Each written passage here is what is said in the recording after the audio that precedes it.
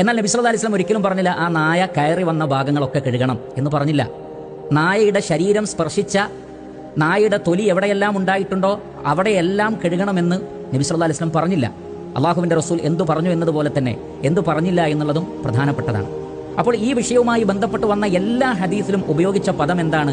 നായ തലയിട്ടാൽ എന്നാണ്, അഥവാ അതിൻ്റെ ഉമിനീരായാൽ കഴുകേണ്ടത് എന്നാണ്. അതുകൊണ്ടാണ് ചില പണ്ഡിതന്മാർ ഇത്രമാത്രം പറഞ്ഞു, നായയുടെ ഉമിനീര് അത് തന്നെ പാത്രത്തിൽ ആയാൽ മാത്രമേ അങ്ങനെ കഴുകേണ്ടതുള്ളൂ, മറ്റു ഭാഗങ്ങളിലായാൽ പോലും അങ്ങനെ കഴുകേണ്ടതില്ല എന്നുവരെ പറഞ്ഞ പണ്ഡിതന്മാരുണ്ട്. കാരണം അത്രമാത്രം ഹദീസിൽ ഉപയോഗിക്കപ്പെട്ടിട്ടുള്ളത് നായ പാത്രത്തിൽ തലയിട്ടാലുള്ള വിഷയമാണ്.